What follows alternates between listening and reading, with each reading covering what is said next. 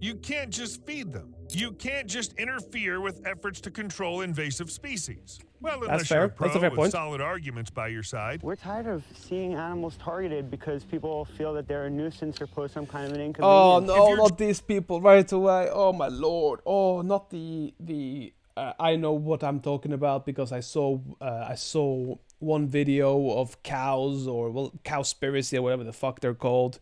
Jesus Christ. It's like, I know what I'm doing because I'm an expert in loving animals. Driven by emotions, you'll probably do more harm than good. I've seen Yes, it you all will. while researching for today's video. Guess I need another cup of coffee.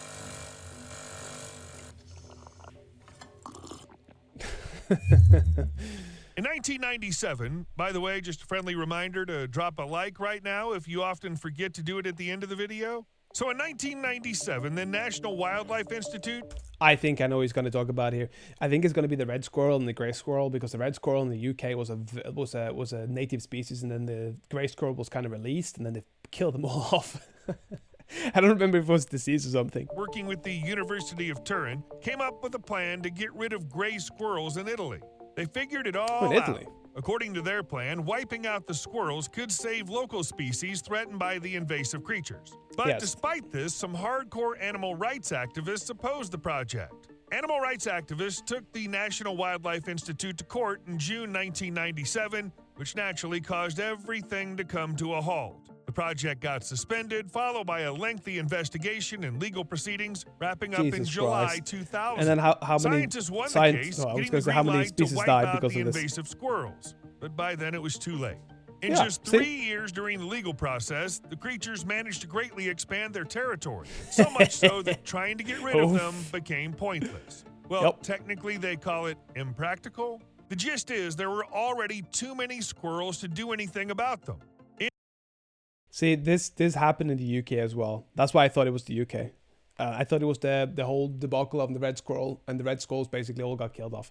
In the medium and long term, gray squirrels are likely to spread throughout continental Eurasia, and there's little we can do to stop them. It's because we missed the chance. We should have dealt with their eradication when there weren't so many of them around. Biologists who focus on preserving nature might come off as harsh because they see invasive species as a serious threat to biodiversity. To deal with invasions, these scientists often suggest completely Killing eradicating them, invasive species. Exactly. Even if they're small, cute, and fluffy creatures. This is kind of a problem as well, because this is kind of what happened when the Europeans went to America.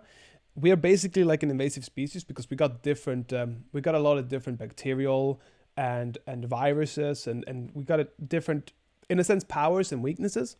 And when we came over there, we just basically killed off like 90% of the American native Indian base of people. It's bound to be happening in nature as well then, you know? This cute and fluffy creature, believe it or not, is considered one of the most aggressive invasive species on the planet. Introduced from North America 140 years ago, the gray squirrel has now colonized large parts of the United Kingdom, putting the local red squirrel population at risk of extinction. The gray squirrel has taken over nearly 770 square miles of northwestern Italy, and efforts to stop this invasion were blocked by animal rights advocates. Now this invasive species has the chance to spread into France and Switzerland. And ruin the biodiversity because somebody wanted to have cute fluffies around instead of actually allowing the biodiversity to occur and happen. Just like, fuck you, fuck your red squirrels, fuck your birds and shit, fuck all those things that might make your country, because we want the fluffies to live. Eventually pushing out native squirrels from much of their habitat.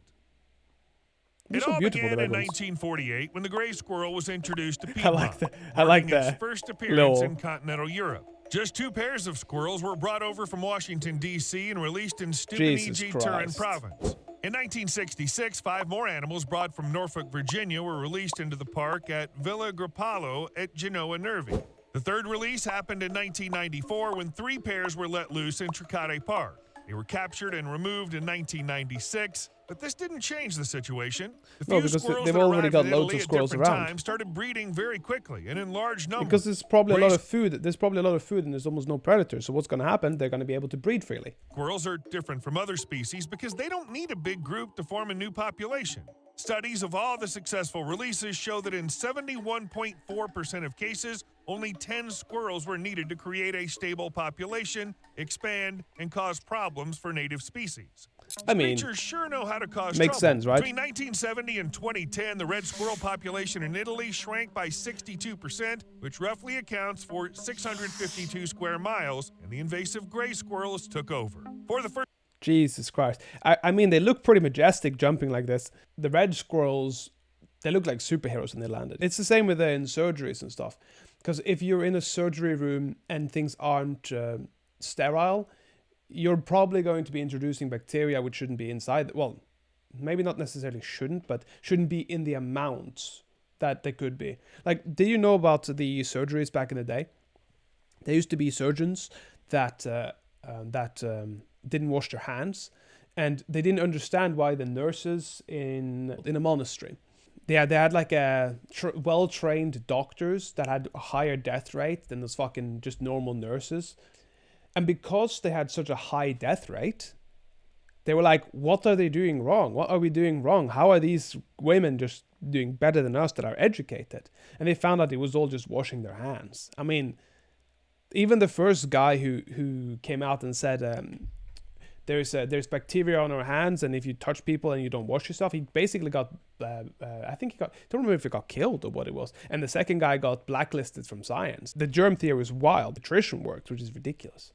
First 20 years, their spread was pretty slow. But then the invaders doubled They were their like, pace. yeah, fuck you. The problem with invasive We'll take your species place. is that they're always great at adapting to new environments. The gray squirrel is adapted to the climate and habitats in both northern and southern Europe, posing a serious threat to the survival of the red squirrel. Yep, the species that's is what I've already understood. endangered in Europe, and the situation isn't getting any better. Plus, there are economic issues to consider as well. In the UK, gray squirrels are causing significant damage to forests and commercial woodlands. When I was in the UK, there was a lot of lumberjacks that were complaining that they were ruining the trees. It's just like I think it's like I think you're allowed to hunt. Let's see. Can you hunt squirrels in the UK? For population and land control, shooting grey squirrels in the UK is illegal. It is against the law to release captive grey squirrels into the wild, subject them to acts of cruelty or abuse, or keep them in captivity without a license. So basically, you just have to humanely kill them. These invasive creatures have a nasty habit of stripping bark from trees, creating wounds that allow insects and fungi to get in. This seriously degrades the quality of the wood, with hardwood suffering the most. Native squirrels are also affected. I This see. I map didn't know shows that. how I didn't know invasive about that. species are taking over the islands. Damn, look at that. In 45, it was pretty much all red squirrels here. And in 2000, oh my god, they're like a plague. They're like zombies. Like World War Z zombies. They sprint all over the place. The islands. One major issue is that invasive squirrels are competing with red ones for food. The competition is fierce because the gray squirrels steal the local squirrels' food Yes, like supplies. As a result, the native squirrels grow smaller, struggle to gain weight, don't reproduce as much, and eventually die out. They don't really have any other option in this situation.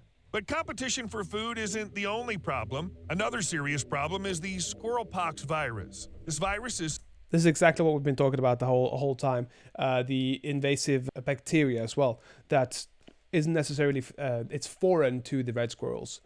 So when the red squirrels get them, they have no antibodies or immune system. Spread from invasive squirrels to the local ones. Gray squirrels only carry the virus without getting sick or dying from it. Unfortunately, red squirrels aren't so lucky. They get scabs on their faces, paws, and genitalia. Eventually, the disease kills them.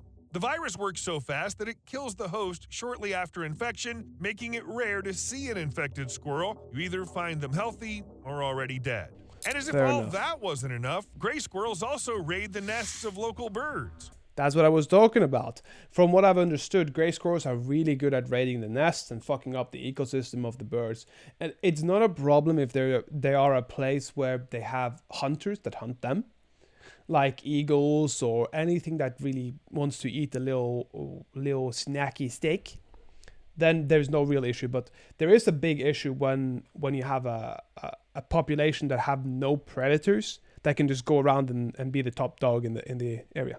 Why do they do it? Sometimes they eat bird eggs and might even snack on chicks if they get the chance. Since it's too late to eradicate the gray squirrel, the best we can do now is predict its future spread. The current ranges look like this. Gray areas show where gray squirrels are found, red indicates red squirrels, Yeah, and they're orange gonna marks die. the regions where their territories overlap. Oh, In that's the kind of best cool. case scenario, gray squirrels might reach the Western Alps between 2026 and 2036, France between 2066 and 2071, and Switzerland between 2051. This kind of looks like a World War II map now. There's like Hitler just going out everywhere and just like new, but like gray squirrels. I get to see the gray squirrels marching together, and I'm like. In 2066. However, if things take a turn for the worse, well, they could get there much sooner. Considering what happened on the British Isles, things don't look good for Italy and the rest of continental Europe. If the gray squirrels have already multiplied, which they have, culling won't make a difference. Sure, you can try to reclaim some territory from the invasive species, but those victories don't last. You have to kind of release something that's like a predator for them. Predator's going to ruin things even more. It's like, nom, loads of squirrels. No! Creatures will breed again and quickly reoccupy the area you thought you had cleared. So here's the deal. We can't win this war. That ship is like Australia, yeah. Like, just fuck it up more. Oh my lord. So you had the Great Emu Wars. If you don't know what that is, it was a pretty funny little thing. I might do that one day as well. It's one of my favorite oversimplified videos. It's fucking hilarious. Animal they rights lost. Activists believe they were doing the right thing when they took action on May 8th, 2015. They went into a Chinese restaurant in Dublin and opened the tank where lobsters were kept, then took all of them away. Later, 11 people released the lobsters into the sea at Clontarf. Oh my god, animal rights activists are so fucking stupid a lot of the times. Like, they don't understand that they're not helping. They're just ruining shit. Like, what the fuck's the point? Listen. I have a major amount of respect for people that make animal sanctuaries, right? They're doing something. They're paying attention. They understand the species. They understand how humanity affects species. Like pigeons, like they're basically they're our former dogs, and we dropped them. We didn't give a shit about them anymore. But the fact that they don't understand that some species aren't supposed to be in certain environments is wild. And it's like the whole cowspiracy thing again, and all the methane gas arguments and stuff. How do they argue these incredibly retarded things and still believe that they are morally superior after they've ruined the whole ecosystem?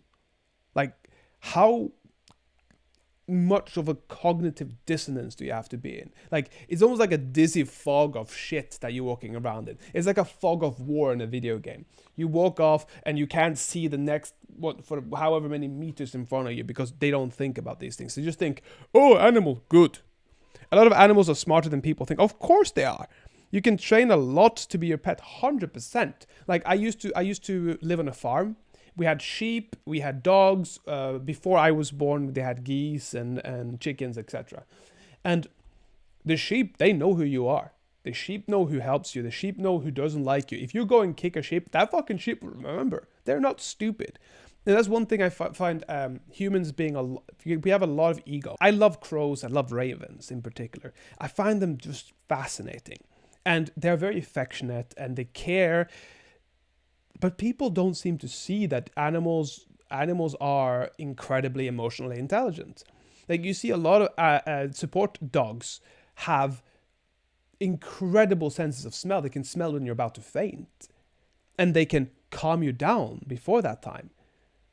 We can't do that. So why do we think that we know everything and they don't? Because we have some sort of bigger brain. This is the thing I'm very passionate about. I've always said if I was going to be doing research, I wanted to do research on animals and their cognitive abilities and emotional intelligence. That would have been my, I think, field of study if I really could. There's no money in it, but I'd love to tell people that they're fucking stupid and they should go suck a dick instead of looking at animals like they're just pieces of meat. And it's okay. Eating them, that's a natural part. That's a natural part of life. 100%. However, I also think that if you can't take the life of something, you shouldn't eat it. I'm not saying you should, I'm saying you should be able to. Maybe not girls necessarily, but I think it for boys.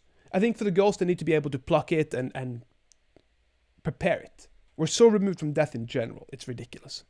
A neighborhood in Dublin, they felt they were saving the animals from being eaten. The thing is, those lobsters most likely didn't make it. You can't just take an animal, release it at a random place, and expect everything to turn out fine. This is completely Usually, true when as well. animals are set free like that, they die because they're not adapted to that kind of freedom. Climate. For instance, lobsters usually live in warm tropical waters like the Caribbean Sea, but True Dublin's that. nowhere near that kind of climate. And the Irish Sea is way too chilly for lobsters to survive without a serious struggle. Plus, there are unfamiliar predators, This is prey, true. and They don't even know what's a diseases predator they're and not whatever. equipped to handle. So chances are these poor guys met their end even quicker than if they'd ended up on a dinner plate. If the lobsters did indeed survive, it means one thing. Animal rights activists simply introduced an alien species into an environment where it isn't naturally found. This hardly ever ends well. Once again, it's more harm than good. Again, it's just naivety and ignorance, because this is like often, and I'm gonna say it, I'm sorry for any white people here, but it's often white people problems. It's like I have nothing really to be angry at in the world, or I have so much time on my hands, and now all I want to do is make my voice heard. And it's often even white girls more so than anything. And you see a lot of these, what's it called, the vegan teacher and that other woman again, the one that always walks around with her titties out, like made it look like a cow. It's always these people that have enough, that have a decent life, that just wants problems in their lives. Like they just want I guess, a goal, really. But they're not doing it very well, you know? Did you know that several types of crustaceans like shrimp, lobsters, and crabs can reproduce without mating? Why is this significant? I'll explain in a moment. Crustaceans that settle in unfamiliar environments can turn into a major headache if they can reproduce without a mate. For example, marbled crayfish. In 1995, a biology student bought a bag of these crayfish from American sellers at a pet fair in Frankfurt. They were sold as Texas crayfish, but when the crayfish started multiplying at an alarming rate, the student decided he no longer wanted to keep them. He gave them to his friends, who ended up releasing them into rivers, lakes, and even flushing them down toilets. This was just the beginning of, well, not the end of the world or a disaster, but marbled crayfish quickly spread across Germany, most of mainland Europe, and okay, tell me that doesn't look like a World War II map. Come on. Especially on the island of Madagascar. And over there, by the way, the freshwater ecosystems are unique but extremely fragile. When scientists discovered the invasion, they were stunned by the way these crayfish reproduce. Essentially, these creatures clone themselves, reproducing from a single cell. There's always people that get bored and buy like pets or animal rights activists. Almost like cancer cells. Today, every single marbled crayfish in existence comes from one original female. Each crayfish breeds about 4 times a year. And since they don't need basically males, all there's inbred. no time or energy wasted searching for a mate. As a result, one female can start a population of millions of genetically identical females, and they'll create millions more, and millions more after that. Germany offers money for catching marbled crayfish, but the reward is quite small. Authorities fear that raising the payment could lead to people breeding these fast-reproducing crayfish 100%. That's happened a lot of times. I think it was rats in India. They kept breeding them because the British government wanted rat tails, and to show that they've killed them, and so they gave them the rat tails, and then people started breeding them. Also, no, was it snakes? I know it was rats as well at one point. I know it was rats as well. I don't know where the snakes were, if that was India or not, but definitely a place it was rats, and I don't quite know where it was. I can check it up though. It was in Hanoi. It was the Vietnamese rat catchers, and then they severed the tails, released them back into the sewers so they could produce more rats. Right? Yeah, I know the Cobra effect. That was the other one I was thinking about. So it was the Cobra effect, and then the Great Hanoi Rat Massacre. So the Cobra effect here is an interesting one too. People just started fucking breeding them and going, oh look, we found more cobras, and then they started like, oh, we're gonna stop paying for this. We're gonna absolutely stop paying for this. And then they went, oh no, there's more cobras here than there used to be. I was like, well, you made an incentive for people to breed cobras, and now you're complaining that there's too many cobras, so just sell them back to the state. Marble crayfish are so plentiful that you can just go to the park, turn on a flashlight, and pull out about 150 of them from the water in an hour using just your hands. It's easier than picking mushrooms. Meanwhile, in Madagascar, where this species arrived around 2007, Probably the population of marble everything. crayfish now numbers in the millions. Jesus Naturally, Christ. local species are at risk. Naturally, something that eats all your food and is going to take up all the space is going to be a risk. Oh my. But yeah, it is definitely a problem. But also, are they edible? Do they taste good? Is it like a food source we should be farming? Is it? Is it not? Or is it that they have such dirty waters they were living in that we can't really eat them because they're nasty? I wouldn't know how to say. I don't know. Maybe I should research that, but maybe not now. Crawfish can turn into a worldwide problem. Louisiana crawfish, for instance, are destroying freshwater fish and other animals in countries like Egypt, Kenya, South Africa, and Germany. That's why when animal advocates rescue them, there's a big risk of introducing invasive, harmful species into the wild that could completely disrupt the local ecosystem. Indeed. In 2017, two activists released hundreds of No, lobsters not and crabs again. into the sea near Brighton, Oh my God, intending people are to so fucking sell and eat stupid. them. They Oh let the my animals Lord. go into the ocean without even checking who they were, and it turned out to be a mistake. It was found that these were It turned out to be a mistake. We've seen a lot of mistakes from this animal activists and people that got bored so far. It's been 10 minutes of mistakes. American lobsters considered invasive in the UK, so releasing them into local waters not only broke the law, but also caused harm, of course. So before rescuing animals, make sure to do your research. Okay, to be exact, those two in Brighton weren't animal rights activists. They were really? performing a Buddhist ceremony called life release, where animals slated for slaughter are saved and released back into the wild. However, this didn't help them with the police, and the police...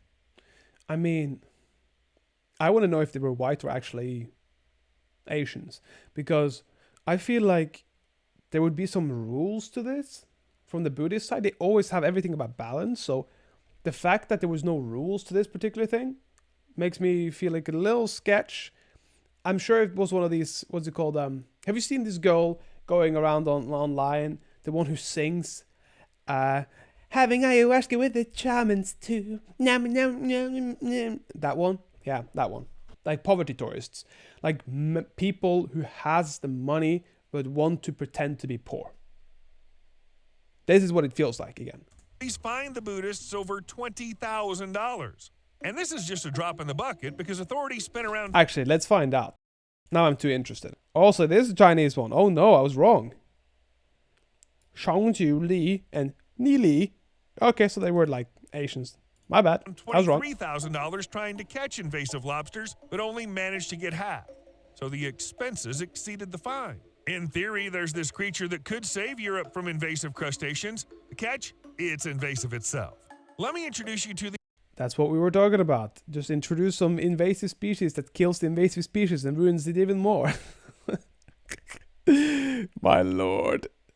This is like exactly what I expect from some sort of Monty Python sketch. Oh, we have to release something after the release. Well, why's that? Well, we have to kill the invasive species, don't we? Well, won't that species kill all the other species? We'll just release something after release to kill that release. The round goby found in Central Eurasia as well as in the Black and Caspian Seas. It's not welcome in major European rivers, seen as an invasive creature that threatens the local biodiversity. But on the bright side, this goby is a fierce eater, especially when it comes to marble crayfish. It straight up dominates them. These two species don't interact much. All I can see in my head now is that fucking fish coming with like a whip, like dominating this little crustacean in a leather gimp outfit.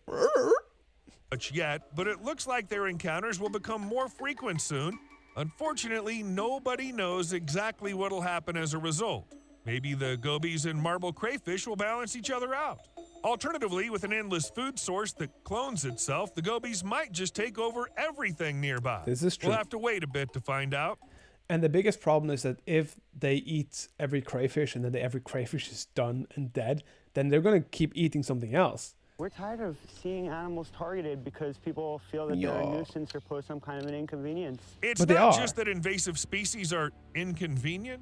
Problems with animals whose populations can't be controlled due to animal rights activists extend beyond squirrels and crayfish. In 2003, the U.S. Fish and Wildlife Service and the Maryland Department of Natural Resources planned to cull mute swan populations, but they hit a roadblock. The animal rights group cited the National Environmental Policy Act, arguing that invasive birds should be protected, not... If every time they speak. Every time. Hey, can you guys show me some evidence that, well, these species aren't doing something bad? No, we can't. Okay. Well, then we're going to call them. No, you can't. Killed. Around 13,000 mute swans currently call the Atlantic Flyway home. It's a stretch of land along the east coast from Canada down to Florida where migratory birds pass through every year. 13,000 may sound like a lot, but think about this. Maryland's mute swan population, staying around 3,600 birds in the bay and surrounding areas, started from just 5 birds. Oh, really? Believe that? Since their first release, that's kind of dope, though. Escape Not gonna lie. into That's the kind of wild, their dope to see like population that. has been growing at incredible rates. From 1986 to 1999, the number of mute swans in Rhode Island shot up by nearly 80%. And it seems like they'll keep doubling every 3 to 4 years. Have you ever seen Idiocracy? This feels like Idiocracy. When all the dumb people had as many babies as they could. And all the smart people wanted to wait to have babies till they were ready. And they never got ready. So only dumb people got loads of kids. And then in the end, you see like this whole Idiocracy chart with when Terry Crews, the guy who plays the former president, has babies with one woman, then babies with another woman, then babies with another woman, then babies with another woman, and then you just see the whole family tree, like 150 of them. And then you see the president and a normal woman that just have like just a few normal kids that were the smartest in the world, but still they had like 3 or something, or 2, whatever it was. And you just see the level of incompetence on the right side with 150 kids, and then the competent people had 2 kids. All along the coast. It's obvious we've got to do something about this. And it's absolutely cruelty. It's a horrible act by the conservation people. The status of the mute swan as an invasive species in North America is being challenged by the interest group Save the Mute Swans. The members argue that mute swans are native to this region and therefore deserve protection. The authorities I can see the disagree. point, though, honestly. Officially, mute swans are not only classified as an invasive species, but are also considered one of the most aggressive types of waterfowl worldwide. Locals here are complaining. Yeah, I'm not gonna lie. Every time I walk past swans, they go at me, and I go back to them, and then they stop fucking kicking me. So that's kind of fun. I used to walk past like a place in Colchester when I used to live, and there was a bunch of swans. They always used to be like to my brother. And I used to go up to them and just do it back. And after that, like after 3 or 4 times, they never did it again to us. Like we can walk as close as we wanted, they just shut the fuck up. I'm like, yeah, that's right, swans. Ooh, ooh, ooh. Complaining about too many swans, yet activists for animal rights reckon we don't need to resort to lethal measures. There's got to be a different fix for this, especially since people adore these elegant white birds. Maybe they want to ask them to stop breeding. Back in 2001, when Maryland's legislature passed a law allowing lethal control of mute swans, 2 activists stood firm on keeping at least 500 of them. Considering how quickly the population grows, What's the point of keeping 500 if 5 ended up being, what was it, like 16, 17,000 or whatever it was? Like if you have 500, it's just going to pop right up there again. the idea, well, let's just say it wasn't too bright. In case you're wondering, the mute swans in the U.S. were actually brought over from Europe on purpose. Makes sense. Makes sense. People wanted to Oh, liven not up on their purpose. I didn't know ponds that. and lakes with some beauty and life, so they thought, what could be better than swans? Dumb Back people then again. in Europe, these swans I mean, it were makes highly sense. I valued wouldn't have and thought about that adorned too. just about everything. Mute swans were a common sight in the private ponds of the nobility. Then in the 1800s, as American cities began sprouting up, they started creating gardens and parks with ponds, and where there's a pond, there had to be swans. They'd clip their wings to keep them from flying away. However, these swans, or their descendants, quickly went feral. Thanks to their rapid breeding, lack of natural predators, and plenty of suitable habitat, That again is a problem because you clip the wings of the parents. That still means you have to keep clipping the wings of all the kids that get born. If not, there's going to be a major issue, right? That's just how it is. Every time you clip the wings of the first generation, you have to clip the wings of the second and the third and the fourth and the fifth and the sixth and seventh and eighth. And it's not something that you kind of wanna neglect. decorative park swans turned into huge populations. It wasn't pretty. Not only are people complaining. See, that's an image of me kicking back the swan, and the swan kicking me. The kids fly away. I don't see them. Not my problem. Exactly. That is exactly the point. And the same with the animal rights activists. When they see something, they see, I see it, therefore it is my problem, right? But they don't care about what they don't see, which is the incredibly narcissistic ideology that I'm saving 5 swans, but they don't think I'm gonna kill a whole bunch of animals because it's the same as a fucking tofu ideology.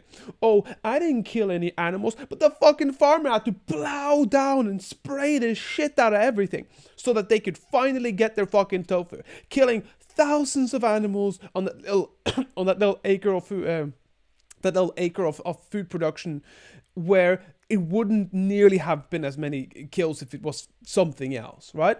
Tofu is so ridiculous. And then they sit there with their goddamn high horses, and they're sitting there and thinking that they're so much better. The hypocrisy is great, it's large, it's annoying, it's fucking abysmal. Like, the ideologies that they have, it's just ridiculous. So that they sit there and they think that they're so much better than everybody else, and preach that we have to think like they do. Yet the hypocrisy within them thinks ridiculously, in my opinion. Like, if you can't eat what we're made to eat because we have more ethics and morals now,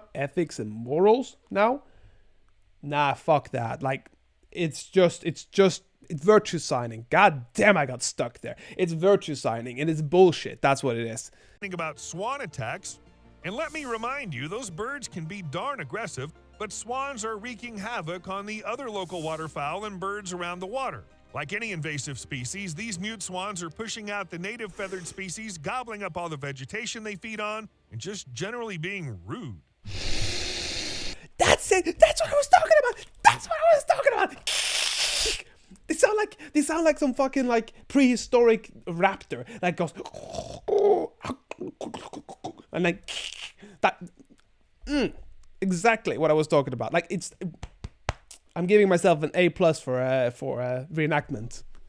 Biologists literally say that mute swans can disrupt the natural food chain simply because they're so voracious. Several studies have shown a significant decrease in aquatic vegetation and even the complete disappearance of some plant species. They were just eaten. Naturally, fish that depend on these plants. Look at look at those evil motherfuckers. It's like, I'm gonna get you hard. I'm gonna get you good. I don't know why it's so funny. Also suffer. Don't forget there's a mating season when mute swans can take over an area as big as 10 acres, aggressively pushing away all other species. That's more than the tofu eaters. Even the local ones. But those locals need their own space to nest too. Swans drive other birds away from their nests and sometimes even kill their chicks. All in all, they're not the kind of neighbors anyone would wish for. Amidst all this, the persistent desire to protect swans might seem like siding with troublemakers, not because defending animals is wrong. It's a great initiative, but for it to work, it should be... What he says here is very important. It's not because it's wrong to defend animals, but it's that it's an initiative that's not thought out, okay? What I said in the beginning, I respect the hell out of animal sanctuaries. I do not respect the hell out of virtue signaling. I think a lot of these people are just fucking, they just need something to live for, but they could live for anything. They could go to Africa and help people build wells. And it was a Mr. Beast joke a little bit, but... based on the biologist's expertise. There are even documented cases of collaboration that benefited both animal rights activists and conservation biologists. For instance, that's what we need. Successfully implemented a program to handle feral pigs in Fort Worth, Texas. Look at this. Look at them actually listening to the science. Look at them actually wanting to help properly. This is how you do it, baby. You don't just go out and say, oh, I'm going to save all these species, throw them in the fucking trash, throw them here, throw them there, whoa, throw them everywhere. You get one, everybody gets a crayfish. Like, that's not what we can do. We can't do that shit. We gotta actually have some sort of people that have some sort of understanding of how the ecosystem works. Like, it's just... Made sure to inform all concerned parties about the harm caused by the pigs, explaining the details thoroughly and possibly repeating it more than once. Then animal advocates collaborated with biologists to devise a plan for culling, seeking out the most humane methods of euthanasia, and deciding on ways to dispose of the animals. You know what? It turned out great because they share the same goal. Exactly. Taking care of nature the right way. That's what we gotta do. Leave a like. Nice. Thank you very much. It was a great video. It's a great video.